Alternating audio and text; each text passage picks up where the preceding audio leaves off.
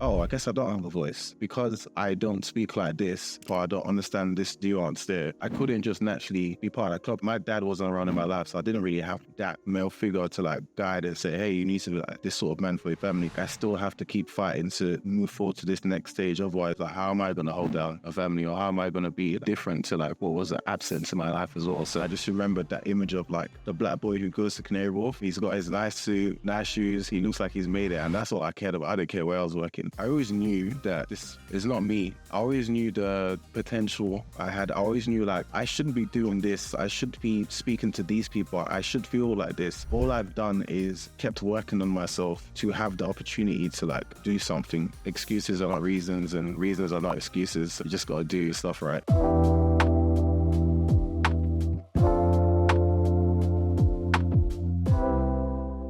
Welcome to another episode of Everyday Leadership, and today I have an amazing guest who I'm going to get to introduce himself shortly.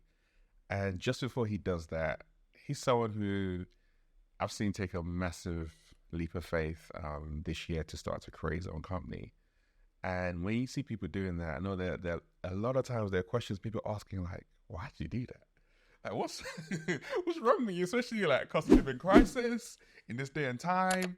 Why would you step into something that seems has quite a high risk? But he's done it. He's doing it amazingly well. But obviously, he has a backstory to how he got there, and that's why I really just wanted to talk to him, not just for the expertise he provides to amazing companies that he works with now, but his journey to really grow and evolve and get to the right mindset to step into what he's doing right now. But who am I talking about? Rowan, can you introduce yourself to the audience? All right, hi everyone, my name is Rohan Inneh. I am the founder of TRI Consulting. We are a growth operations consultancy that focuses in helping D2C startups and scale-ups really optimize the operations to give that foundation for growth from a infrastructural point of view. Nice. And before I delve into TRI Consulting, let's go way back to younger Roman, teenage Roman. What was in your mind when you were like 11, 12? 11, so that was start of secondary school. So I mean, nothing. None of this was on my mind. I was just trying to fit into school, figure out what the right thing to say was, who I wanted to be. But the funny thing is, like my school, like I went to school in Peckham, but where I was, you could always see Canary Wharf. But at that time, like, I had no idea like what Canary Wharf meant to, people in my area or anything. But you could always see these tall buildings, and I guess we'll work our way to that point in the journey. But it was always funny, like when I first got into like my first kind of like big four consulting job, that I found myself in one of those buildings that I used to see for so many years, but it was just like this whole distant reality. So, 11-year-old Rohan had nothing better to do than play basketball, play PlayStation, and watch cartoons, man. So you grew up in Peckham, and I'm curious, like, what was the gift that you got growing up in an area like Peckham? I think we were comfortable being ourselves, right? Because the other thing is, I also went to a boys' school, and if I was like, oh, what, like that must have been boring, that's weird. But the good thing was that there were no girls for you to flex around, so everyone was just being a guy. You were just being yourself, like consistently, like throughout the day, and because back in those days, no one really paid kids from Peckham attention. You also just learned to be your undisturbed self. So when I started seeing these opportunities coming for me, I didn't feel the need to suddenly start speaking differently, acting differently, but it was more like, no, you kind of have to accept the way I speak. This is how I look. These are my mannerisms. So I just didn't feel the added pressure to change, because I guess I didn't know how to change who I was at that point. Wow, I guess that's quite freeing then, when you have that freedom just to be yourself, and you don't have to, like I said, pretend to be something else. You can just like completely unbridled, I can't speak properly, just flow into yourself. Just do you, be you, show up in that audacity and that authenticity as well. I guess it sounds like you connected and resonate with a lot of people that you were meeting at that point in time. Yeah. So But are we fast forwarding to that point now? Let's go. I'm curious, like that leap or that jump. So it was a weird one because I fell into consulting like by mistake, right? I went to uni, didn't get the best grades. I think I got like a 2.2, and I was like, oh, this is annoying.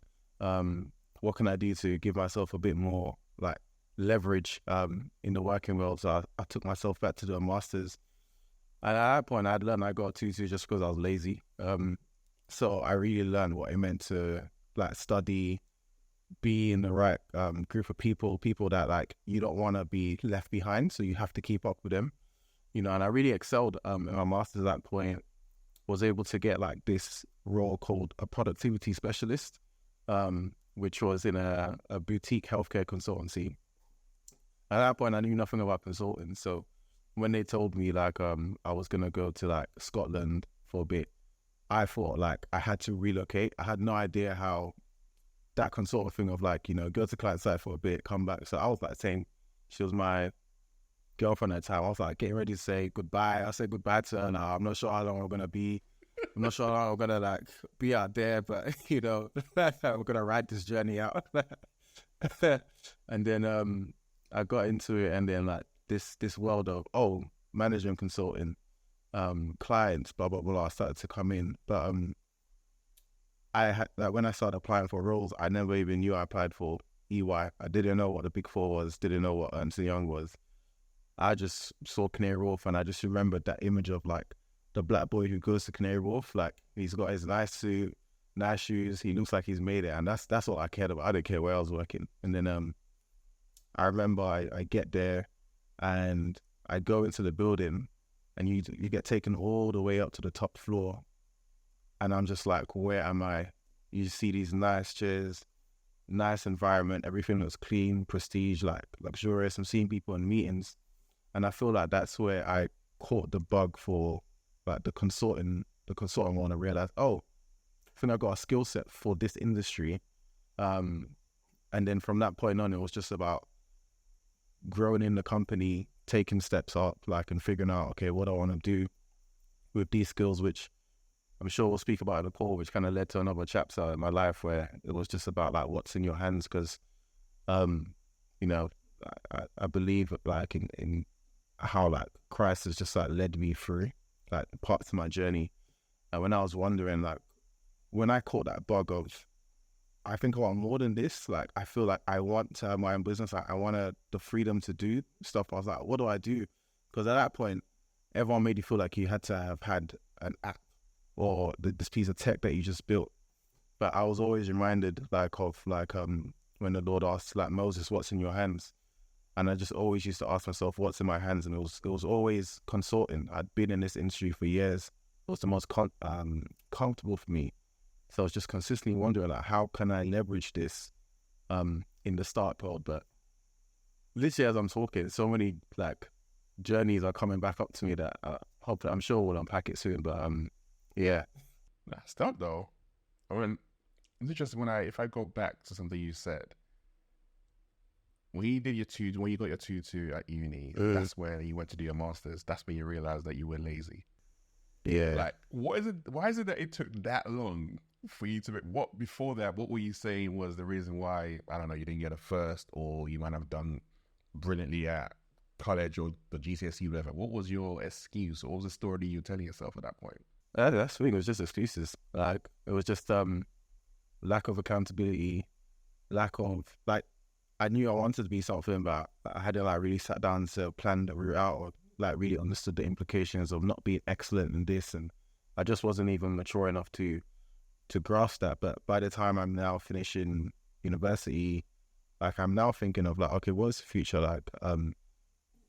This woman I'm with, it looks like we're gonna be like together long term. Like this could be my wife.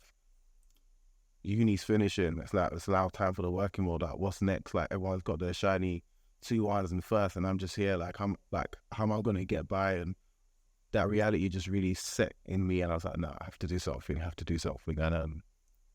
was like, okay, let's find a way to go back and do the masters, because that might give me some more leverage or leg up in the working world after that. So yeah, I've always said that like excuses are not reasons, and reasons are not excuses. So it's just you just gotta do the stuff right. So you met I'm assuming your wife is your girlfriend you were at that time. Yeah. Oh, right. So you met at university.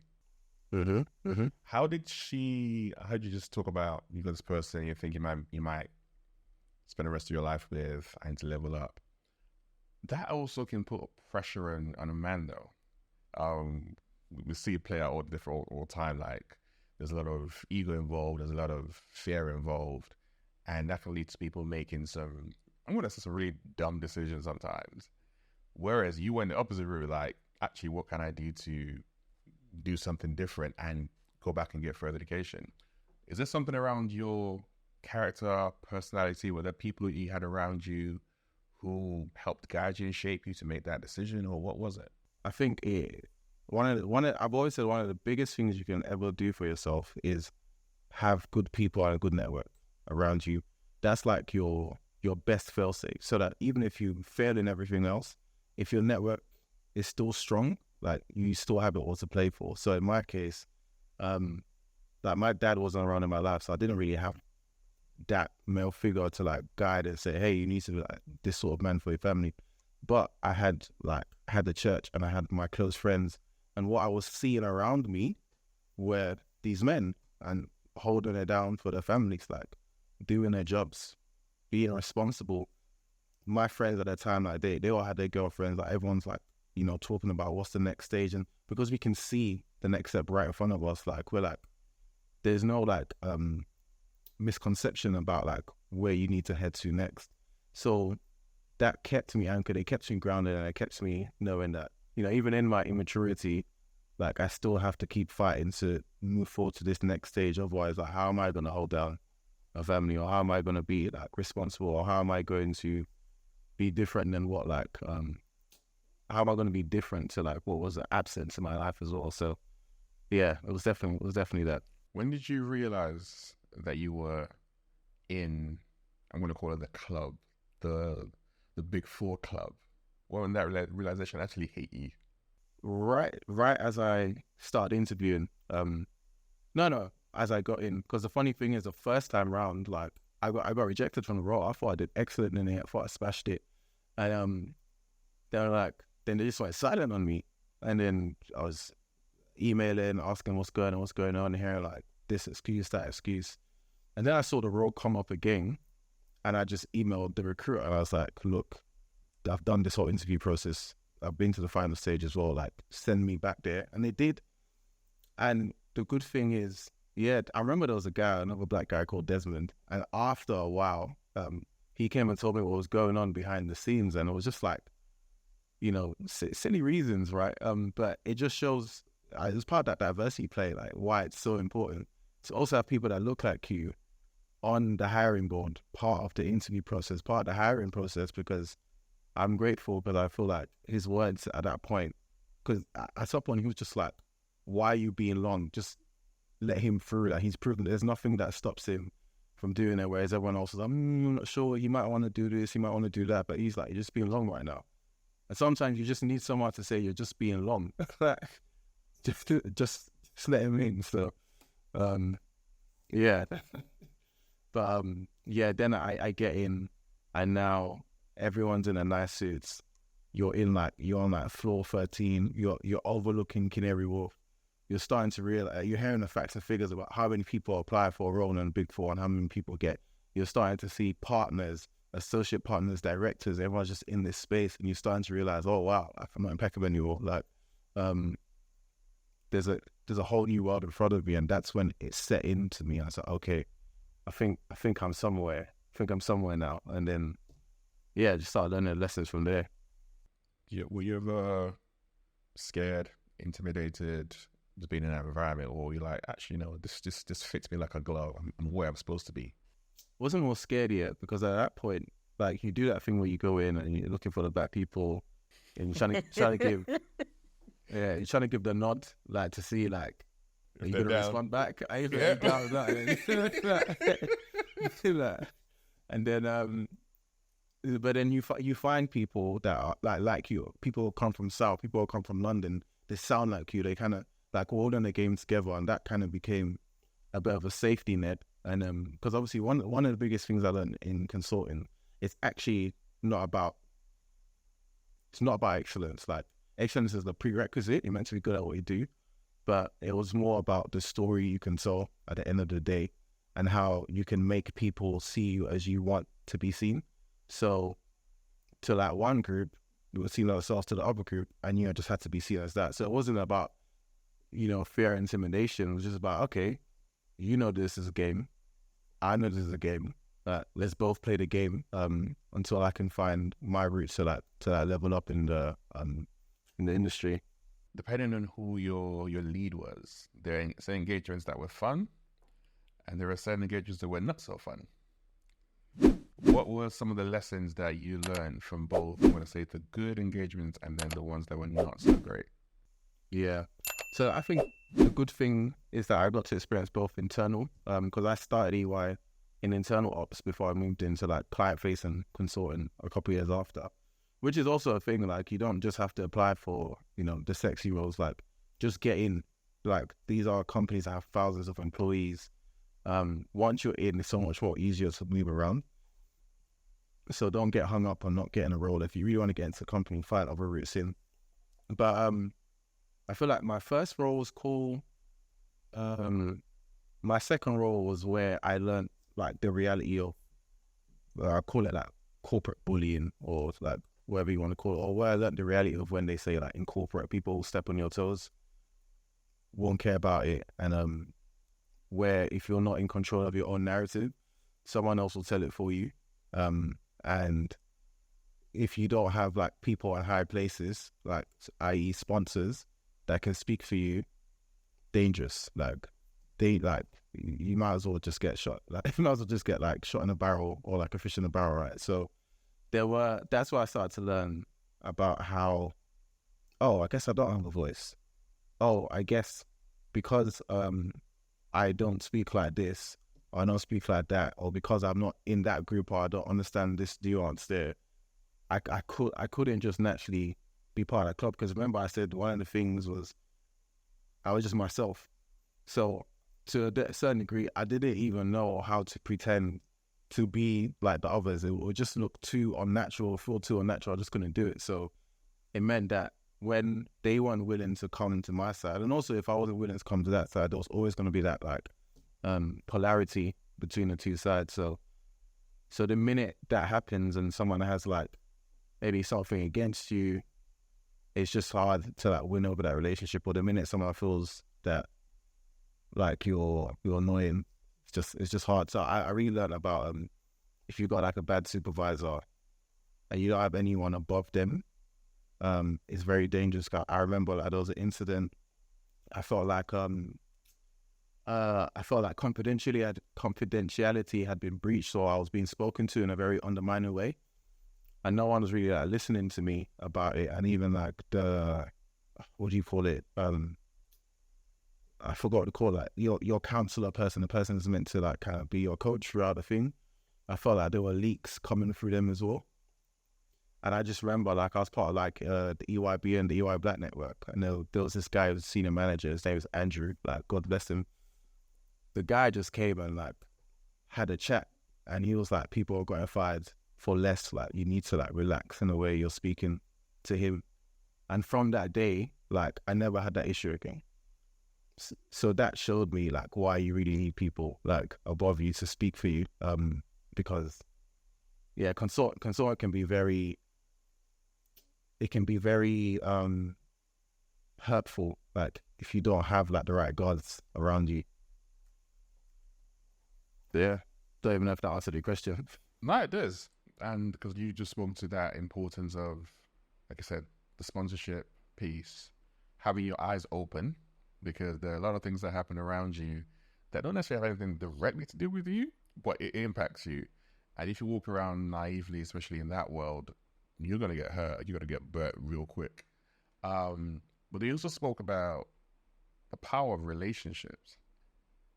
Because this is obviously something that carries on all the way throughout. So I'm curious, like, how did you begin to build relationships with senior leaders who then became your sponsors, who then could speak for you? what was it around that connection that you were able to, I guess, develop with people to learn how to do that? I think of one being part of networks that you genuinely like can vibe with. So obviously I was part of like EYBN, but I was also part of like EYCN, the EY Christian Network. In there were like partners, senior managers as well. So sometimes like you just go in and then you're trying to book 15 minutes in everyone's diary, like in all the partners' diaries, because everyone has told you to do that. But that partner is getting like 20 people that they've never met before, just trying to get time in because everyone's trying to get that sponsored. But when you do it more from the join the network where you have an interest in, and when you see someone else that's there for the same interest as you, then there's something a bit more organic around building a foundation on that. And then the other thing is always talk about like what you're trying to achieve, because there's more helpful people than you know. And if you're always talking about that, like, oh, I know this person, like go speak to them, and that's actually what happens, because that will the funny thing about consulting is when you're in there, you're once again, I had to make a CV for myself once I was in there, because you have to apply to be on projects that your company that you work for is pushing out there. You have to prove why that why the engagement manager should also put you on that piece of work. You have to show that, oh, you have a growth story. So everything about that was you have to network even within there. You have to sell your story. You have to keep telling people what you're about. You have to keep selling people the vision of like where your growth could be if only they invest a little bit of time in you as well. So if you can find a network that you really vibe with, that comes natural to you, and then start working through there. That's how I built relationships. So how did you know it was time to leave when you went from moving from EY and then you went to Deloitte? Yeah. So I started seeing the games because I remember like oftentimes like you could be like a senior consultant in one firm and you apply for the same SC level in another one, and then they try and bump you down to a C, and then which happened only that they just paid more, and I was like, hey, my family needs to eat, so I took the money and I took the job. I took the job down. But now after a while I was like, no, you know what? I think I've done too much in EY to drop down. So I now use the leverage of I've been at EY and Deloitte, and I went to like I had a friend at Capgemini that I'd met over at my first job, and the power of networks and keeping in contact with people. And he's like, hey, we're hiring. He's like, apply. And then I applied and I got it. And I remember even at that point, they still tried to bump me down again, like to be like, oh, I don't think you're a right fit. And this time I said, nah. Like, I went back and I sent like a whole list of the reason why you can't do this is because I have this experience, that experience, that experience. I've done this, and that. And the guy was like, oh, you know what? It's true. Had a chat with him, and I was like, yeah, we'll bring you back up to the role that you applied for and stuff like that. So that, because I now understood the game at that point, I knew not to just accept it and to actually fight my case, because the same way I've spent energy going through that whole process, you spent energy going through that process as well. So it's easier for you to just keep me than lose another potential good person for your company as well. So went through all of that, but at a point where I just realized that it's not fulfilling me anymore. I'm tired of like the little backbitings you get from people. I'm tired of like always like watching. You're always trying not to get stepped on.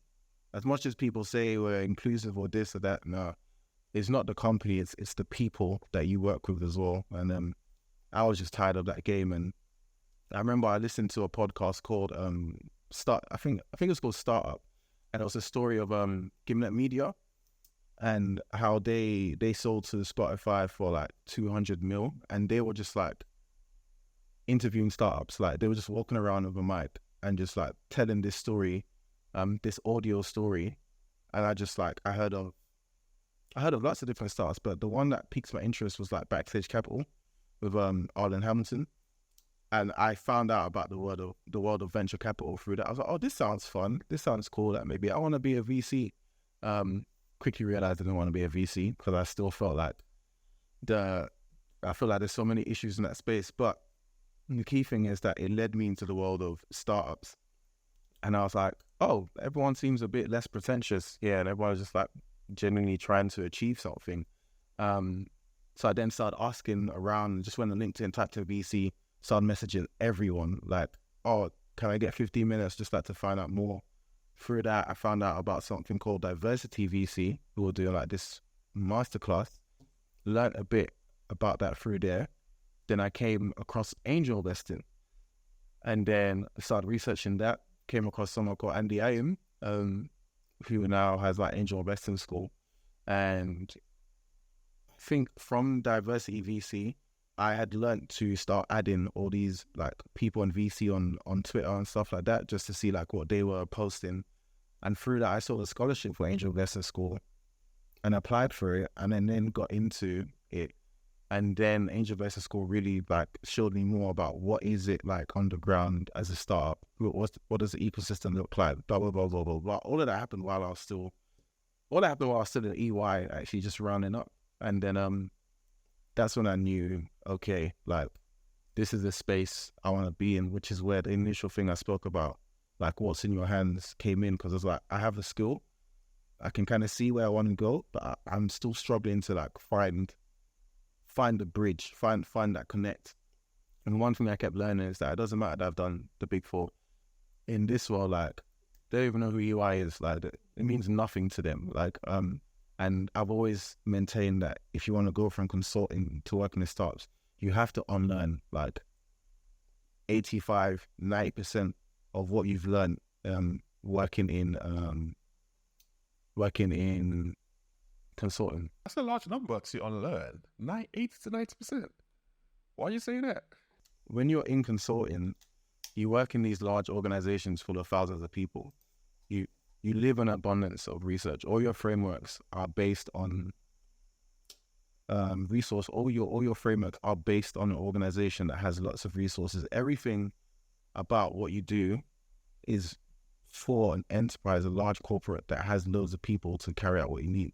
But once you get into startups / scale-ups, as you know, even a 7-figure, like 8-figure scale-up could still be a team of like 5 or 7 people.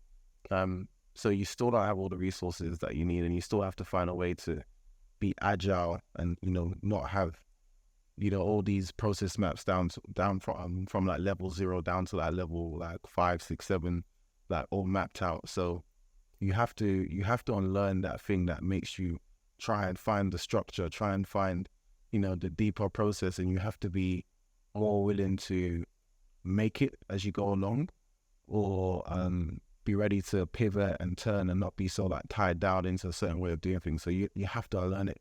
But what you should keep is, you should keep the appreciation of what good process feels like and what good structure feels like, and always be aware of like, where's the gap between where you are right now and where that point of structure should be, which is why I think I've been able to like marry the two, or see like certain things that, some people can't see, but also people who have been in the game like see stuff that I can't see as well. So it's a good balance. Like no one's more qualified than other, but everyone's just bringing the best of their skills. If I was to follow through on that Bible verse of when God asked Moses what you got in your hands, he made a series of excuses of why he couldn't step forward and go to Egypt and come and challenge Pharaoh to release the people of Egypt.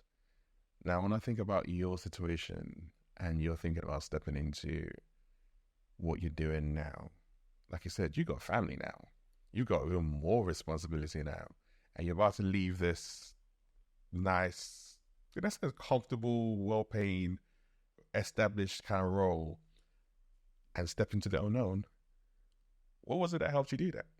Yeah, once again, the church, like just faith, because I always knew that this is not me. Like I always knew the potential I had. I always knew like, no, I feel like when I'm going to be this age or I'm not going to be that age, I shouldn't be doing this. I should be speaking to these people. I should feel like this. So it wasn't like a sense of like being selfish, but I was too confident in like where I should be going, that I wasn't going to be like enticed by the comfortability of just staying there. Because anyone who really plays your cards right, like before you're 30, and if you're like doing the corporate jumping from company to company, you could either be on six figures or like just flirting with it. Like, so I knew that I could stay and just like be on six figures like easily, or I can take these steps and start building on the future that I want, so I can be the husband and the father that I want to be, so that I can have the flexibility that I want. Like the trade-off, it wasn't even a trade-off. It was like, no, I'm not getting fooled by this. Like, this is where I'm going. And I know that it's just a matter of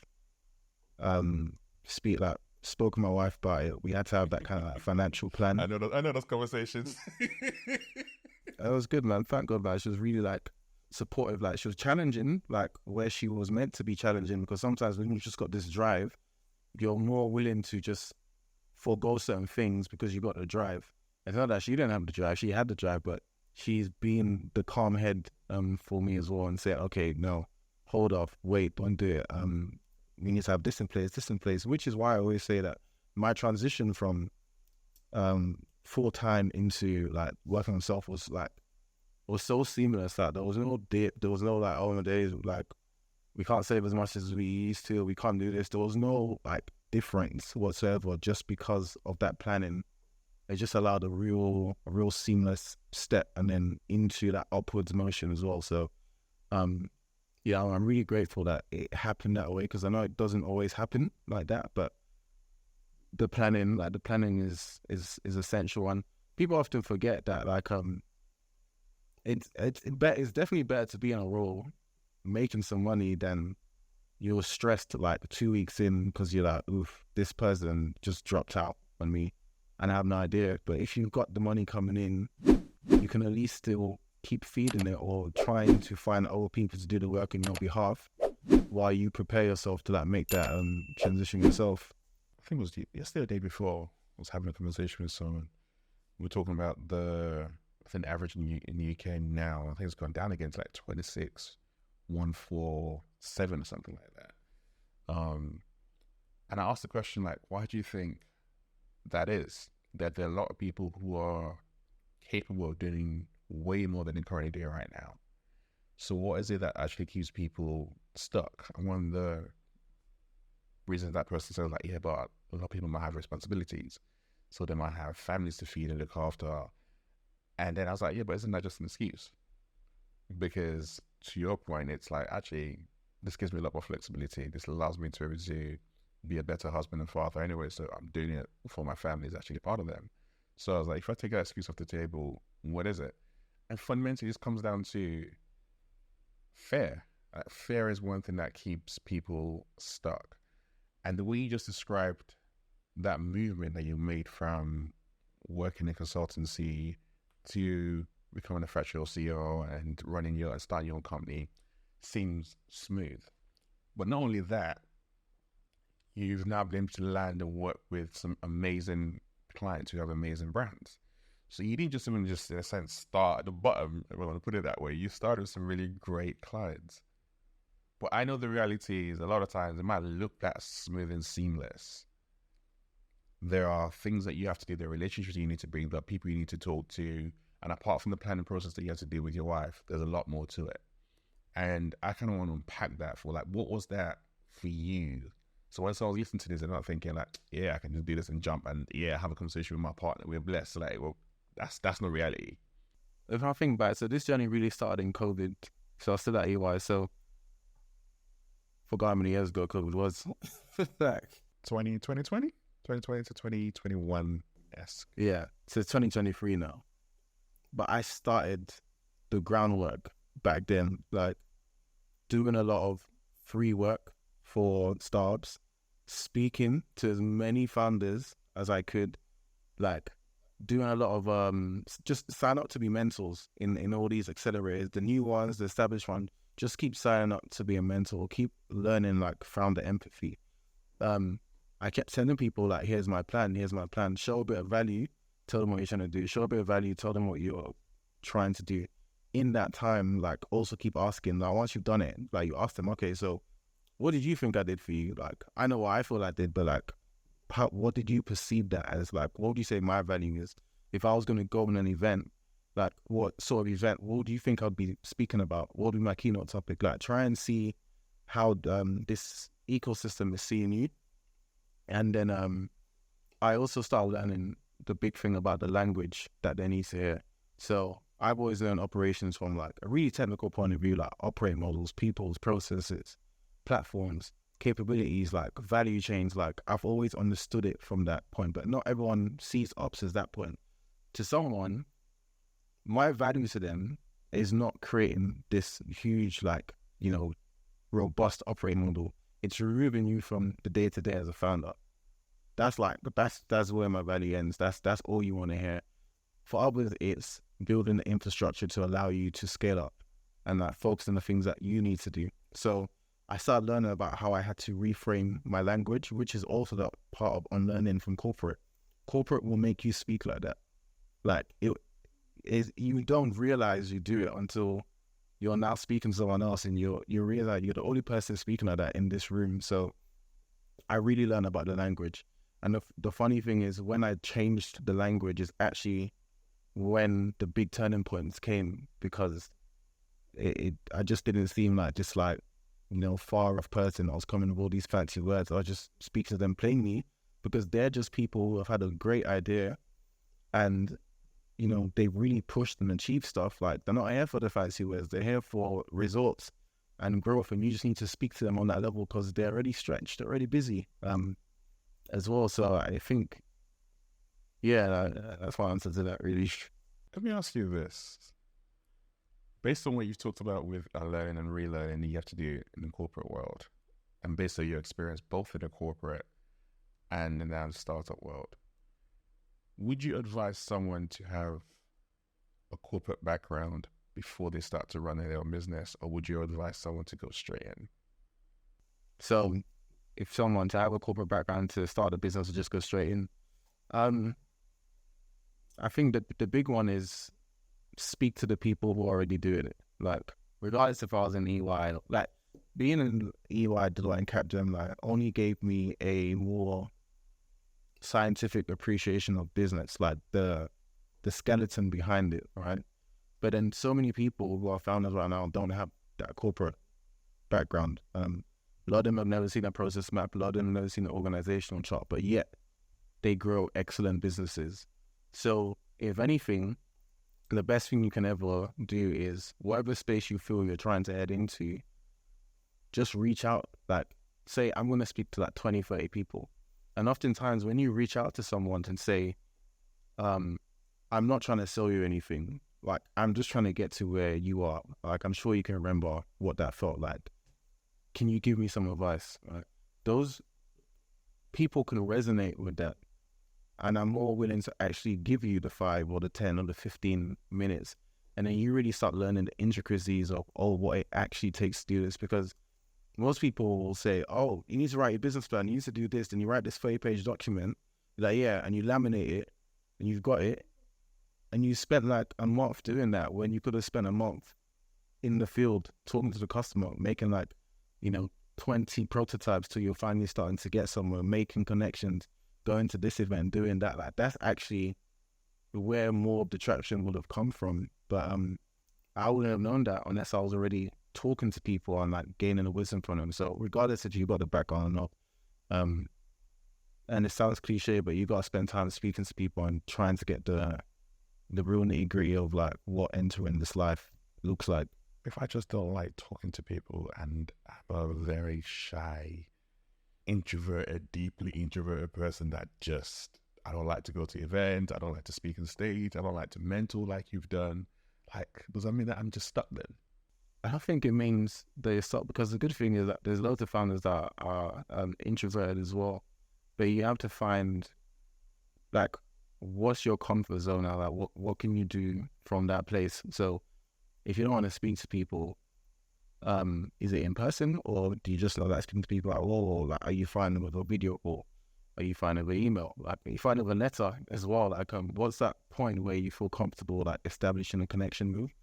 Because that's the thing. Like, and I'm sure there's examples out there, but from what I've seen, like, you need to have some way of establishing connections with other people, because like no man is an island, and you're always gonna need like someone to like help bridge the gap from like point A to point B. So whatever that medium is, like find other people who are already like speaking that medium and do it. Or if you are, especially if you're shy and stuff, you just, if there's an event and you feel like it looks cool, find someone trusted and be like, can we go together, please? And like, just soak it in.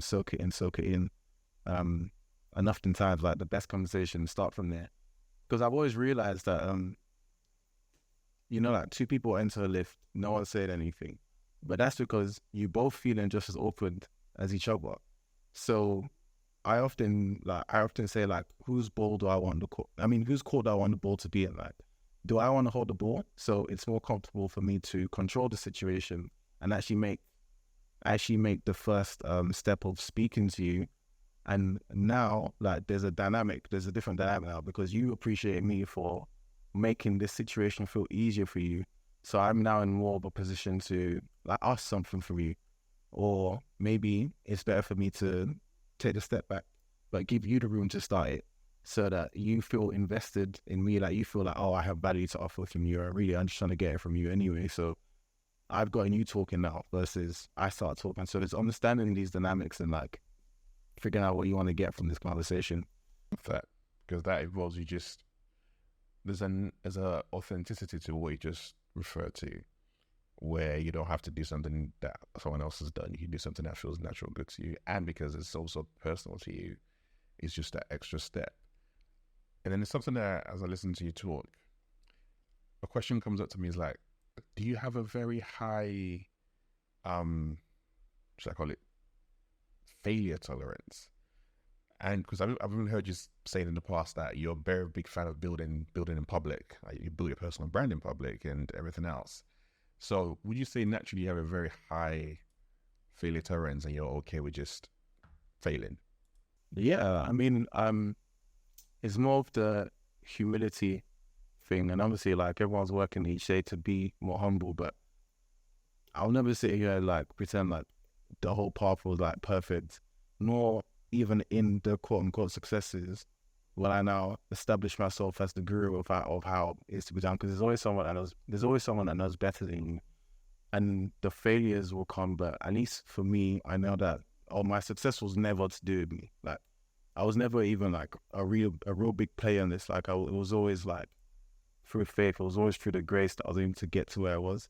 So that mindset alone, I'm still aware of like the hard times, still aware of like crunch times and stuff, but because I know like I didn't even do this, like, I never brought myself here in the first place here, so I'm just gonna keep continuing to walk in that, which is why I try and make a point of that. And a lot of my posts or when I'm doing stuff, I try and say, hey, like I ascribe this to like Christ, like it's not even me, because truly it's not. But all I've done is kept working on myself to have the opportunity to like do something.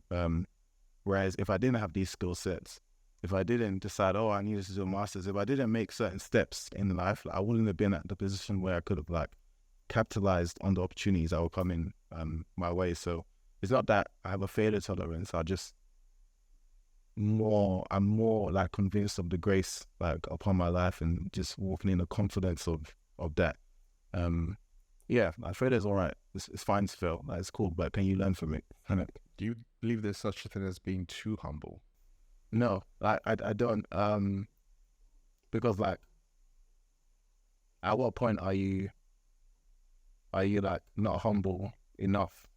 Like, at what point of humility was it too much humility? Like, the humility is always about like lowering yourself and not trying to see yourself above anything. So the minute you see a potential where you could have poked your head a bit, hey, not relax, like go back there. So that's another thing for you to another thing to work on. And obviously, like in academia, they'll call it the servant leadership or something like that. Servant leadership, yeah. Yeah. So when you're more concerned about doing good service and being useful to someone else, all you can ever truly, like, to do that thing truly, all you can ever be is humble. So you would much rather that someone says you're too humble than tells you that you need to relax. Like, and being humble also doesn't mean you're like for want of a better word, like an idiot. Like, you also have to be very aware. Like, I'm always very aware of my skill, and I'm very aware of like how I can speak. I'm very aware of what I might look like to someone else. I'm very aware of my journey, but at the same time, I'm never gonna rub it in your face. So, being humble is just not exalting yourself, but it's not denying like your value either. Yeah, which I think sometimes where that can easily happen, where it's like, I've done amazing work, but I don't want to talk about it. It's about, no, people need to know and recognize what it is you do, how the skill sets that you have, so that even grows you as a business, as a founder. But like you said, there's a limit to that as well, where it becomes ego, and being able to know and understand that fine line, to the earlier point of having people around you. I mean, I would say that when you got a good partner, and kids, they'll humble you real quick. So if you've been needing that, someone's having that around you. But I guess as then I think about your journey, amazing group of clients that you're working with now, how do you then begin to grow and scale, and how are you navigating that side of that next chapter of your journey? Yeah, I think I think I'm at a stage where I'm trying to remove my face from the brand. Like, I'm trying to not make it be like, oh, Ro did this, but the system that he's built is enabling that success, is enabling growth. So, because I always used to think, how can I make the EY for startups? Like, the business model didn't work, but I think I'm starting to find how I can make it work, and in this phase, and I'm starting to see, okay, I'm bringing that sorry, I can't speak. I'm learning to step away from the forefront, like really being on the ground, to like, okay, stepping one step back, and just focusing on ensuring that the value is like can't only be given by me, but the value is given by the system that I've built for other people, and just focusing more on the relationship aspect with these founders, and knowing when I need to look at the picture from like the top, or knowing when I need to now jump in, sort something out, and come back out again. Some people say remove yourself completely, and that's fine. Like, I'm not even a year in. Like, I still take value from being in the field and learning like what it means to do something with your own hands, so that when I do get to that stage where I'm not really doing anything tactical, but everything's purely like BD, relationship management. I'm speaking from a place of experience, having done it at corporate, and also having roughed it out like with the founders, like in the early hours of the morning, like learning like why are you thinking that way, learning like all the little like tricks and stuff to do, or hacks as they say, when you're in tight situations. So What's one thing that surprised you about the founder ecosystem that you only found out by working in it and doing what you're doing with Try Consultancy? So with that, it's what's the word? You know how I said like in consulting you have frameworks for everything. Like, in fact, the true DNA of any like consultant is you live by frameworks. Like, in order to work through problems, so you don't have to know everything, but you need to know how to solve a problem, and you need to know how to like get through things methodically. But when you go to the founders, they did it just sometimes by brute strength, like, and just saying, not taking enough for answer. This thing is happening, and that's something I kept seeing. I kept seeing like the obsessiveness of like trying to get this thing. Sometimes the impatience of it all, but all of that mixture coming together to actually like force the thing into play. Whereas sometimes the consultants will be guilty of, hey, let's go back to the board. Let's write this down. Okay, let's pick out the right framework. Where are we on this framework? The founders already like had the conversation, and they're like closing on the deal by the time, you know, you're getting ready to do your discovery analysis and like doing the synthesis and like, you know, getting ready to present it. Like, so I learned about the speed of like execution and being completely comfortable with having like less than the bare minimum, but knowing you can still work with that. Everyone talks about it, but when you see it like with your own eyes and like see how quickly you can move, you're like, okay, cool. Like the game's different in real life. What are some of the lessons that you have learned through your, I want to call it both your relationships as a husband and a father, that have been helpful for you to grow and develop as a man? It's the bigger picture, right? Like, and I saw this actually once again in the consultant, like when you saw the partners, and I've always said this year, like, I'm never going to believe anyone tell me that they've seen a partner who has a amazing family dynamic, like an amazing one, like where they feel like their kids see them enough, or where their wife or husband feels like, yep, you're home enough. And like, I remember when COVID came, I was speaking to a partner and he was scared to go back to his family. Like, he was like, oh, I'm not used to being there for so long, because, you know, he's normally in London and they're in Scotland, or I think Scotland. I was like, that's weird. So when I see my wife, I see my kids, I'm like, oh, and I'm still feeling like guilt. Oh, I didn't really get time to like read a story, or I can see this skill in you. Like, I'd love to have like the hours in the day to like develop that out in you. Or, you know, we've got kids like that, so that already means time is scarce. Like, you really want to like prioritize date nights, and like you don't want anything to take that away. So it's always like knowing like what goes beyond the business. Like, you know, like when they say, okay, you've made the revenue, but what about the profit at the end of the day? Like, that's the real thing. Like, did you make profit or did you not? Like, are you able to slow down, or do you have to keep going at this crazy pace to keep afloat, which means that you don't actually really have a good foundation behind you? So for me, I'm like, I don't want to do business forever. I want to do it to a point where I can be financially free, and then I don't need to like be a billionaire. I just need to have enough to be in the life of like my family to the extent that I want to be. What would you do? You're financially free. What would you spend your time doing? Firstly, trying to do more stuff with my wife, like, and it's not even like going on a holiday and going to this country, but like just fun, quirky little things, like, and also like giving her the freedom to be to be free as well. Like, we can learn how to knit. Like, we'll just do something stupid.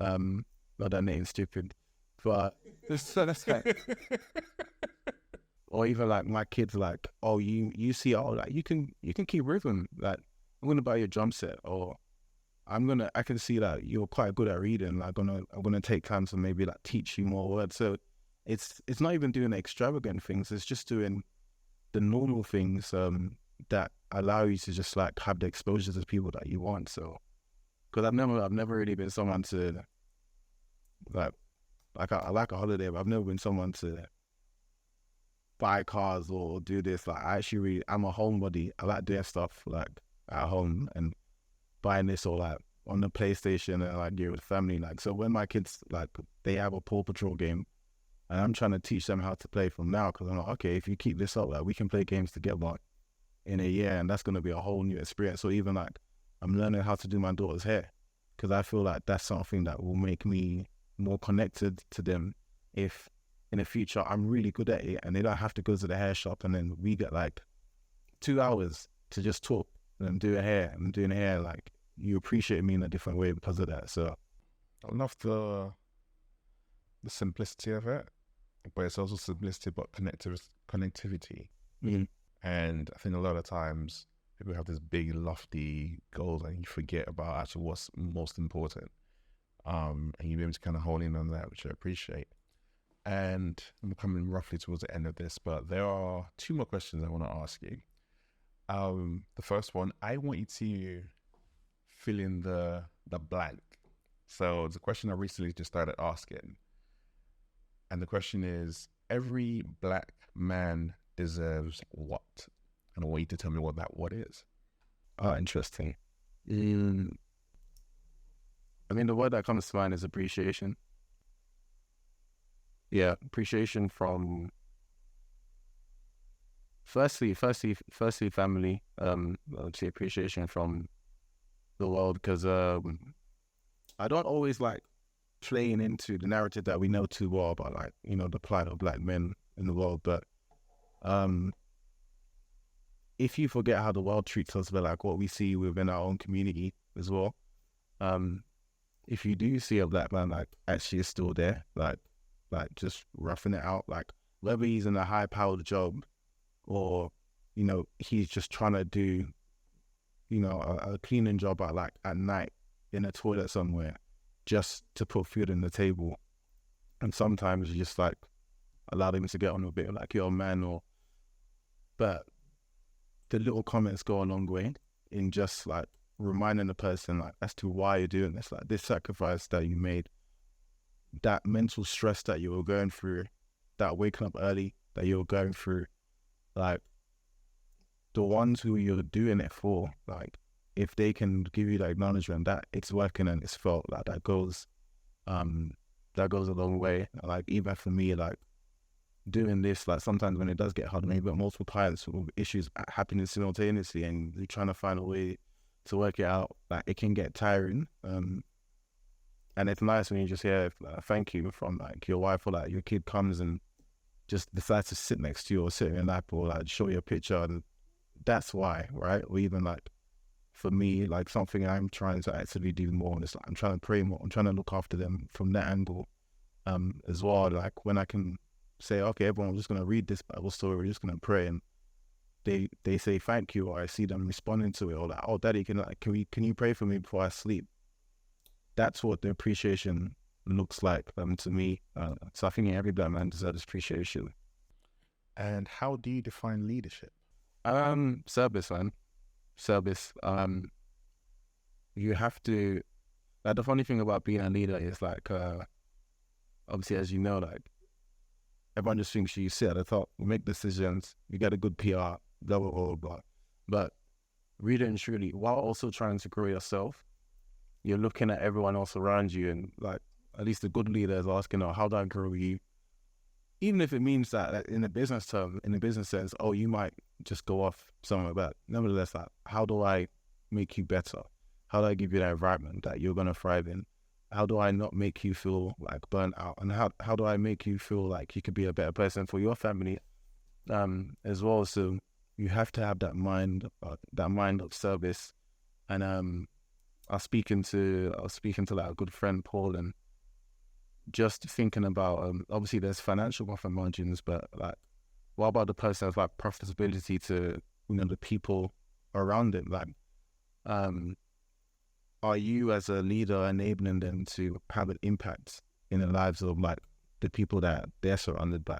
And what's your role in that besides you using them to grow your business, besides using them to do this, but can they use you to be something in their system as well? And it's that kind of like trade-off there. So like the leadership aspect is definitely about just service. I'm a founder, I'm listening to you talk, and I'm wondering, do I need Rohan services or not? How would I be able to know if I need someone like you to work with me? Yeah, funny.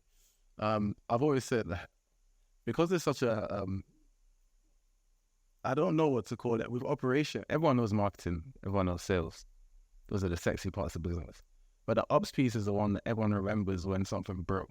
Like, so I would say, well, if something feels broken, like if you feel like you're in the business too much, if you feel like things still feel clunky, there's still there's still like communication gaps, there's still things that you're wondering like, why did this get missed?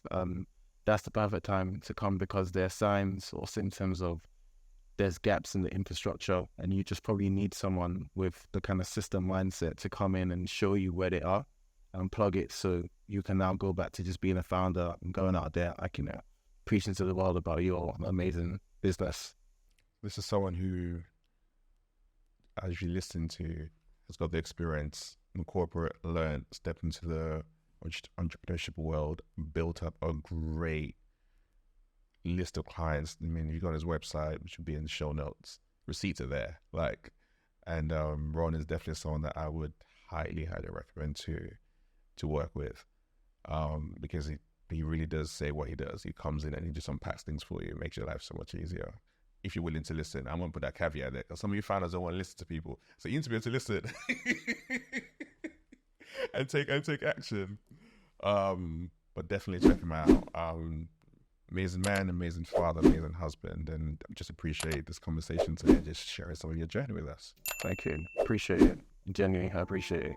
This is Everyday Leadership. We will see you all next week.